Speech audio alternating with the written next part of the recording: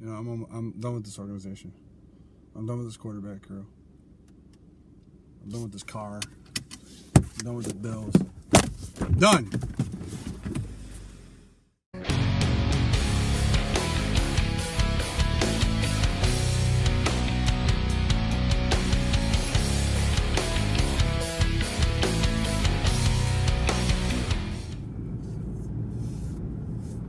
Quarterback timeline. Oh, God, this. Yeah, might as well get her done.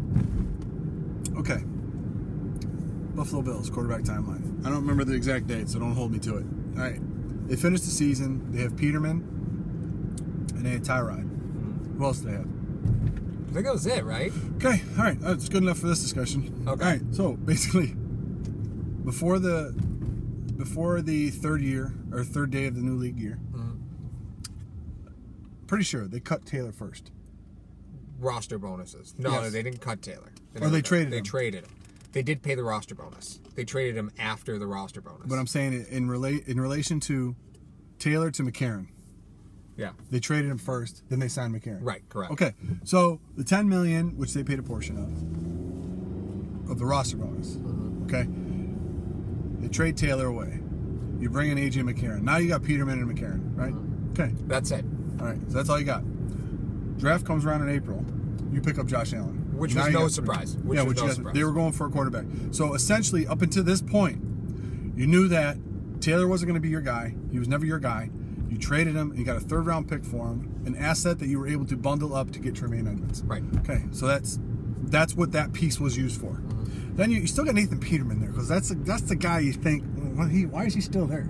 Yeah. Why is he still in that spot? Then what you do is you draft Josh Allen. Now you got the three of them in camp. But like I said, prior to that, you picked up AJ McCarron because you need a guy in case you can't get a quarterback at the draft. Yep. You know, that's your insurance policy. Yeah. Sweet, we got our insurance policy. Then you go into camp with these three guys. Peterman's still there. Okay. Then you go through all of camp. Peterman does what he does in camp, what he did for the last 2 years. Shows that he's doing pretty good. However, in preseason, there's not very many blitz packages. There's not very many things that guys are discussing. Yeah, because there's no disguised just as coverages. offenses are vanilla, defenses are vanilla. Yeah. So what does that do? It increases a guy that doesn't have to make reads, and it hurts a guy that does make reads. AJ McCarron. He didn't have a chance to check out and do all this other stuff, which is what we're seeing now with the other quarterbacks. Yeah. All right. He didn't have to. So fourth preseason game, they play McCarron the whole time. The writing's on the wall. See McCarron. We're gonna get what we can for him. Yep. He had an incentive-based contract anyway. We're not going to lose a lot of money. Sweet. 5th-round pick. Awesome. Peterman's still there. Peterman is still there. Yep. Okay? So then you go into the first game. Peterman starts based on what happened in the preseason. Then he plays awful. Okay? Josh Allen comes in. You only have those two guys on the roster. No practice squad guys, no nothing. No. That's it. That's it. You're committed. That's it. You're committed to that. Yep. McDermott may have seen that with Newton. As soon as he came in, he was a day one starter. Yep. They didn't do that with Allen because this guy's whole career, he's had to fight to become noticed. They're not giving me respect. I was a 0-star recruit. I was all this other stuff. He works better in a place when you stack the deck against him. He works better in that role. Peterman's still there. Okay? Why? Is it that this coaching staff is so inept at trying to get a quarterback? They treated a 5th-round pick the same as a 7th overall pick. And they actually believed that Nathan Peterman was a viable NFL quarterback. So what happens? You wait till week 5 to get the mentor for your quarterback? Yep. That makes 0 sense. And all the roster space in the world. Yes. There's 10 guys you could have cut. You get a guy that's vacationing in Oregon with his family, wondering what he was going to do. And you get him, oh, now you want a mentor for him? Why? Why now? And why is Peterman still there? Right. It's not because he knows the offense, because even if he knows the offense and goes in there, guess what? Oh, wait, there goes the ball again. Pick 6. So the fact is, this coaching staff still feels Peterman is a viable option to keep on this roster as a player. Yeah. And Josh Allen's hurt. Now you have to go to Derek Anderson, who you could have signed as a coach. You could have hired him as a coach at any point. He was free agent retired. That is when you become a free agent and nobody signs you and you get no interest from anybody because he dodged that question in when he got signed. They asked him about what teams called him and he completely dodged the question. Completely dodged it. Right? So you could have had him as a offensive assistant if you were really in on him. But you signed him as a player, which to me was a big red flag because you could have had him at any time as a coach. Any time in the world you could have had him as a coach. Okay. Here's my problem with the timeline. Yeah. Why don't you sign Anderson right when you cut McCarron? It's not like he's going to compete for the job. Right. Now, Derek Anderson in a role where you want to, anything outside of the 110 by 53, you want him to teach Allen? Great. You've been a veteran. You've been a veteran in the league for this many years. You know the nuances of travel. You know how long the season is. You know how Anderson has to answer a question. You know, here's how you answer a question. Here's how you do this. Anything that's not contained in that field, you can do. Okay? He's a career backup. Started 47 games in 12 years. Who is he really mentoring? He's mentoring Peterman as a backup. I want to go back to the trade, the A.J. McCarron trade, because here's my theory on this. Before you go. Okay. He's teaching Peterman more than he's teaching Allen right now. Just like you know. Absolutely. Okay. Yeah, he is. Because Peterman is... I get it. I completely agree. But I really am 100% convinced that the reason that Peterman wasn't traded and it was McCarron that was traded was because McCarron had more value than Peterman. He does. Oh, yeah. Well, no, I'm just saying at the trade when it was traded. Oh, yeah. If they no had one offered, wanted Peterman. Yeah, if it was we'll give you a fifth for Peterman, we'll give you a fourth for McCarron. Excuse me, switch that. If the conversation had been, we'll give you a fourth for Peterman, but we're only going to give you a fifth for McCarron, Peterman would be gone. He would have been gone. Yep. Because his team values that draft pick, and they want Josh Allen to be the starter. It wasn't about anything but getting Josh Allen to be the starter.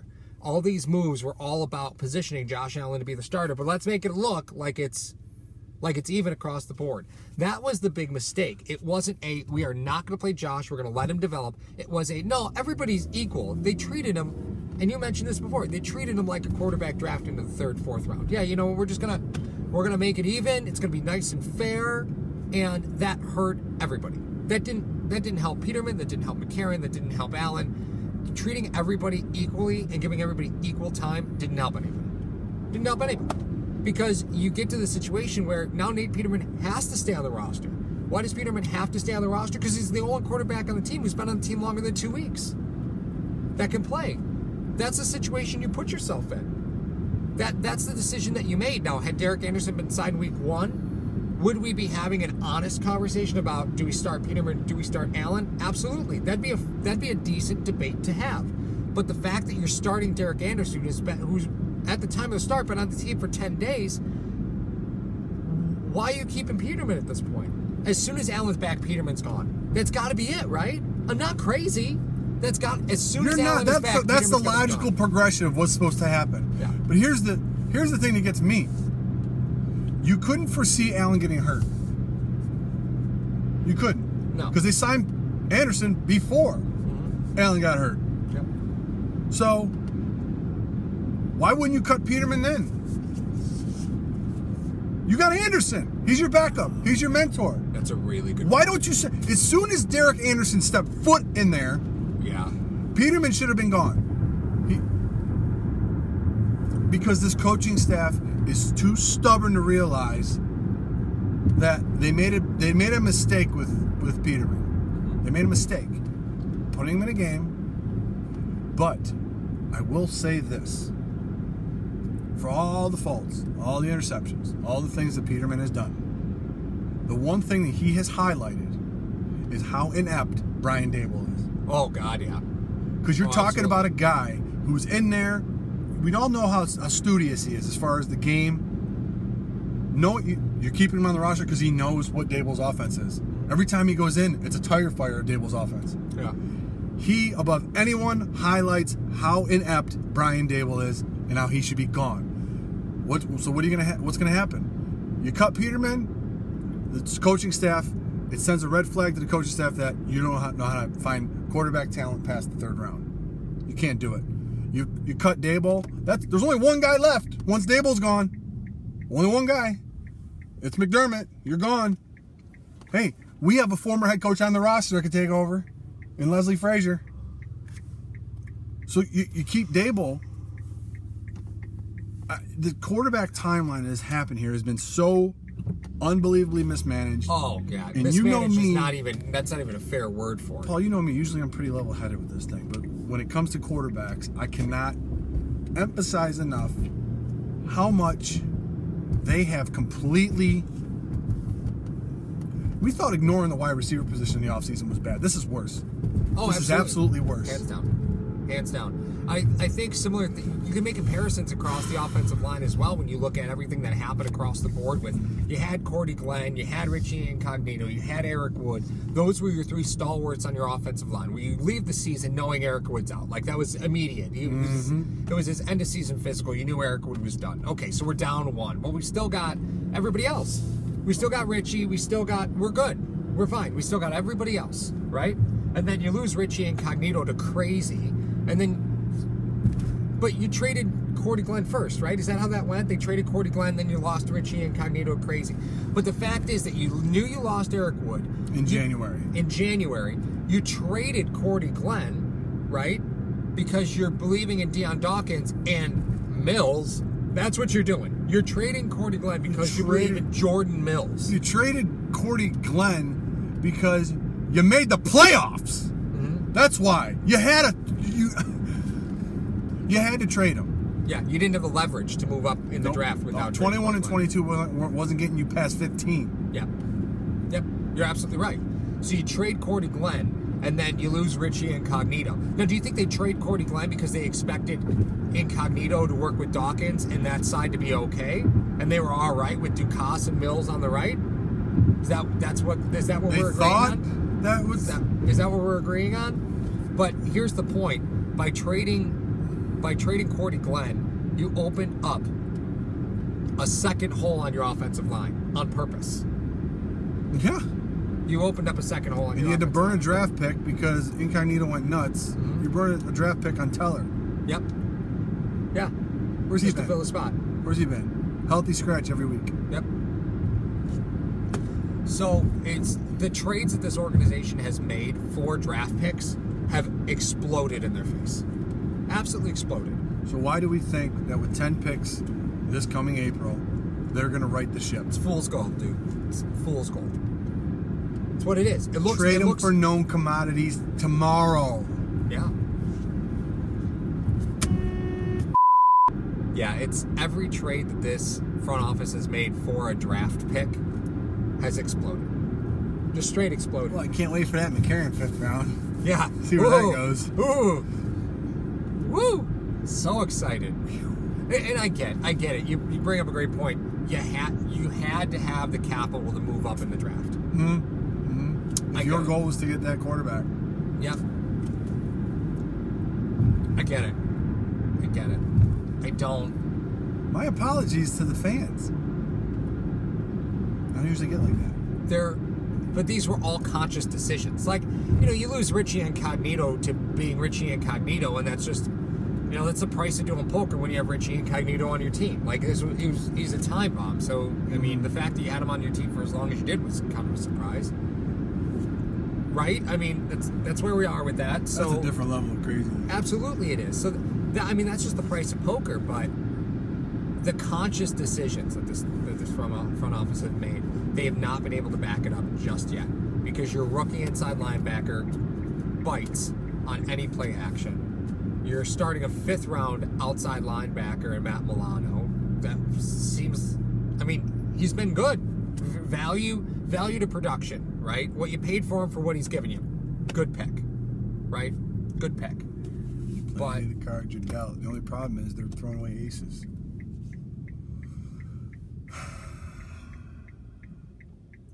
But look at who the Bills have traded when they traded draft picks for commodities. Calvin Benjamin. There's Jordan one. Matthews. Jordan Matthews. There's another one. Ronald Darby. Well, Darby came in the Matthews deal, though. Yeah, I know, but there's a pick, too. Yeah, man, anything involving a draft pick hasn't gone well. Jesus, that's terrifying. Yeah, none of that is good. Zero. None. I don't accept any of that. Are you channeling your inner rage yet? Because I've already thought about this at length.